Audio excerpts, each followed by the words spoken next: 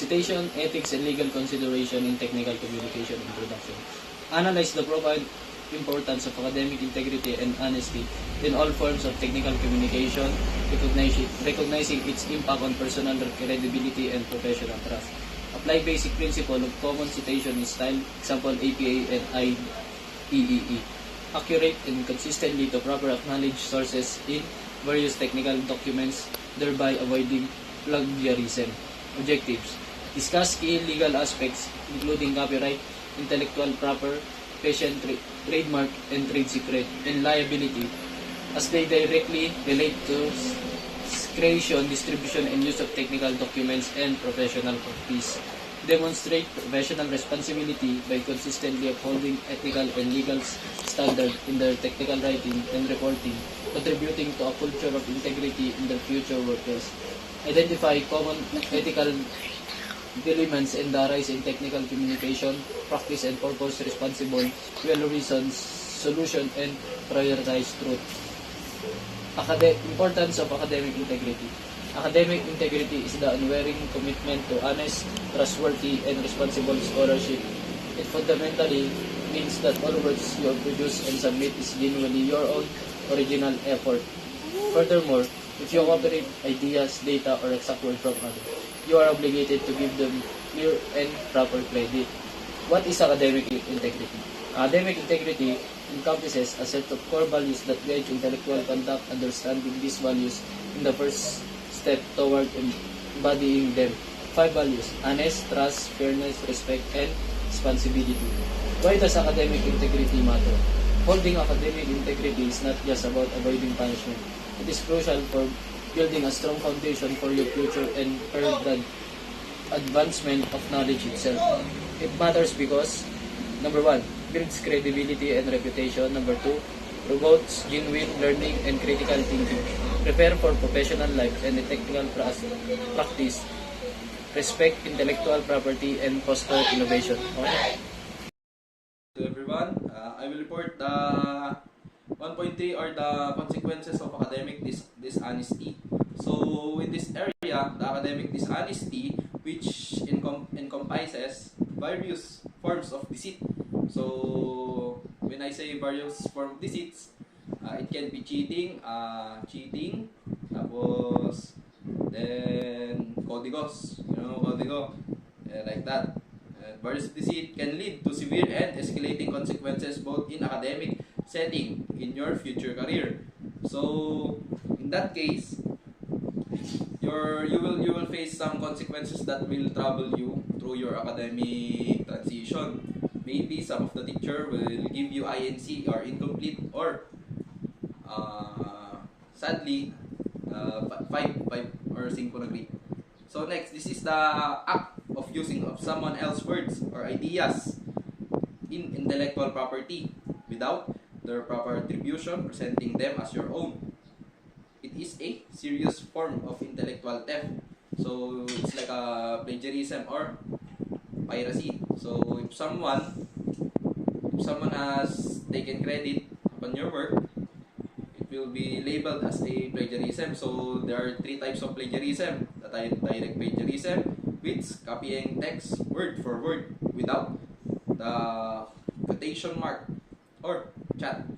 Next is the mosaic plagiarism, stitches together phrases and sentences from various sources without proper citation, often changing a few words to make it seem original. Next is self-plagiarism, resubmitting your own previous work or significant chart proportion to its a new assignment without permission from the owner itself. So cheating and fabrication. Cheating is like engaging in dishonest practices during exams, quizzes, or activities, while fabrication is making something up or lying. So that's fabrication. So the next slide is introducing the common citation style. Citing your sources is the formal and ethical way. Give credit to the original authors for their ideas, words, data, or any intellectual property you incorporate into your work. So, be professional. Don't steal someone else's idea, knowledge, because they put time and effort to those things so you don't steal, just don't steal it, no. 2.1, why cite? So why? To give credit where credit is due, to avoid plagiarism, so you can be free.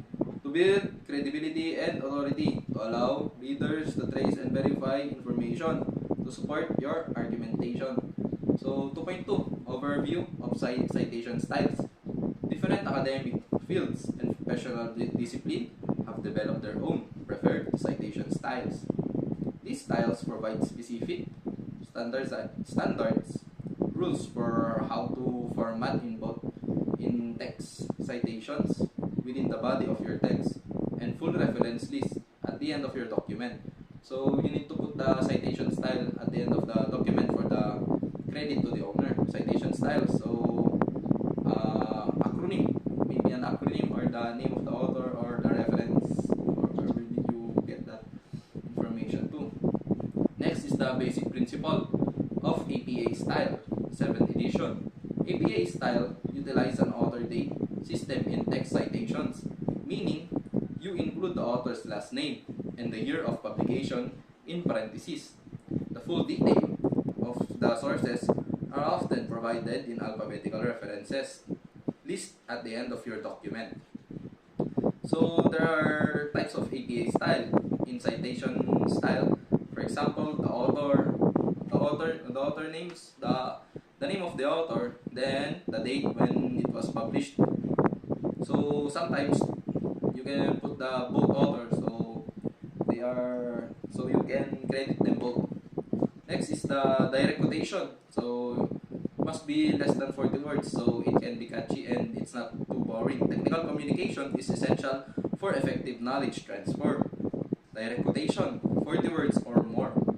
Use a block quotation indented from the left margin. Without quotation marks, the citation follows the punctuation. So next is the reference list of APA. The reference list appears on a new page at the end of your document, titled References, and provide full bibliography details for every sources cited in your text, allowing readers to locate them. Entires are alphabeticalized by the first author's name. Book 1, or for example, Book 1, and the author, Juan de la Cruz, Fundamentals of Technical Writing, Phoenix Publishing House. And for the journal or article 2, the impact of visualization aids, technical comprehension, for example, is the Philippine Journal of Communication 15-2 and 1-2, 112 to 125. So that's all. Thank you for listening and have a good day. Morning, ma'am. I will present 24 basic principle of IEA style. IEA style employs a numerical system for in-text citation. You place a number in square brackets that corresponds to a sequentially numbered entry in your reference list.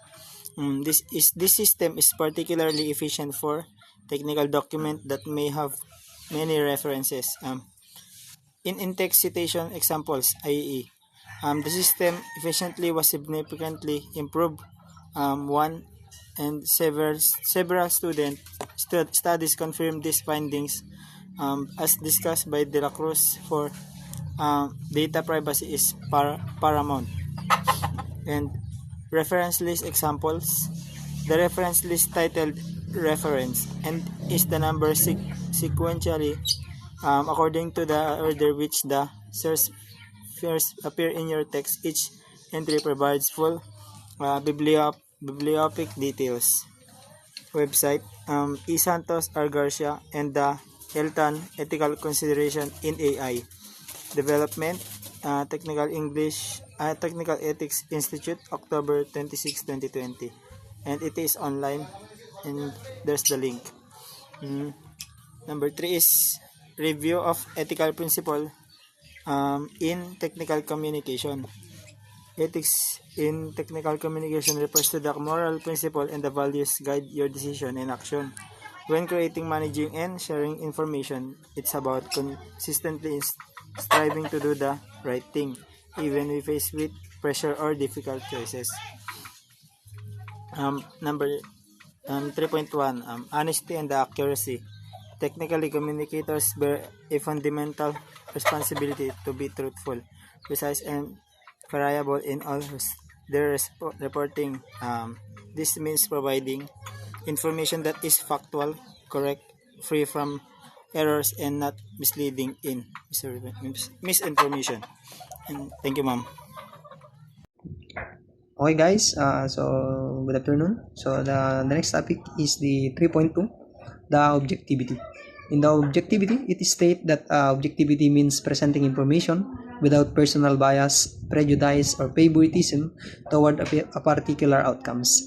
Product or viewpoint, your primary goal is to provide a balanced, impartial, and evidence-based view. And the next is the 3.3, the completeness. And it is stated that the completeness means including all necessary and relevant information that your audience need to fully understand the topic, make a sound decision, or perform a task safely and effectively. And next is the 3.4, the clarity and conciseness or conciseness. Ethical communication is inherently clear and concise. This means using language that unambiguous, easy to understand, and free from unnecessary jargon. Overly complex sentence structures or verbose explanation. And next is the 3.5. In the 3.5, it states the fairness. And the fairness in technical communication means treating all stakeholders, including users, colleagues, competitors, and the general public with respect, impartiality, and equity. It involves ensuring that your communication does not discriminate, mislead, or disadvantage any group. And next is the 3.6, the confidentiality. In the confidentiality, it states that involves the strict protection of sensitive information that is not meant for public disclosure. This is a critical ethical and legal obligation for technical communication. And next is the number 4. In the number 4, the legal aspect, copyright, intellectual property, and liability. And it is stated that beyond ethical principles, technical communicators must also be acutely aware of the various legal framework that govern their work. These laws are designed to protect creators, consumers, and the public, and they clearly define responsibilities and potential consequences. And next is the in the number 4, meron siyang 4.1, 4.2, and 4.3. The 4.1, the copyright, it is stated that a copyright is a fundamental legal right that grants creator exclusive control over their original works of authorship for a specific period. It is a cornerstone of intellectual property law. Next is the 4.2, the intellectual property or IP. It refers to creation of the mind, invention, literary and artistic works, design, symbol, names, and image used in commerce. IP rights are legal right that protect this creation, allowing creators or owners to benefit from their own works or invention and prevent others from using them without permission. And next is the 4.3, the liability. It states that liability refers to the legal responsibility for harm, injury, or damage caused by a product, service, or information. And next is the number 5, the professional responsibility. In the number 5, it is stated that in technical communication means consistently upholding and the highest ethical and legal standard in your daily work. It is about acting with unwavering integrity, demonstrating accountability for your communication, and maintaining a steadfast commitment to the well-being and safety of our audience your organization, and society at large. And next is the 5.1, upholding ethical standard in the workplace. In upholding ethical standard in the workplace, it is said that integrating ethical principle into your daily professional practice is paramount. Next is the ethical standard in the workplace. Meron siyang tatlo: the adherence to company policies and procedures. Next is the professional codes of conduct, reporting ethical violation. And next is the 5.2, the role of technical communicators as information gatekeepers. It is stated that technical communicators often serve as the crucial bridge between complex technical information and diverse audience. This unique position grants them significant power and consequently immense responsibility. In this module, we learn the importance of citation, ethics, and legal rules in technical communication. Proper citation helps avoid plagiarism and show honesty in our work. We also learn key ethical values like honesty, accuracy, clarity, and fairness. Fairness that guide good communication. Lastly, we discuss a legal aspects such as copyright, intellectual property, and liability, which protect ideas and ensure responsible use of information. And that's all, everyone. Thank you for your cooperation.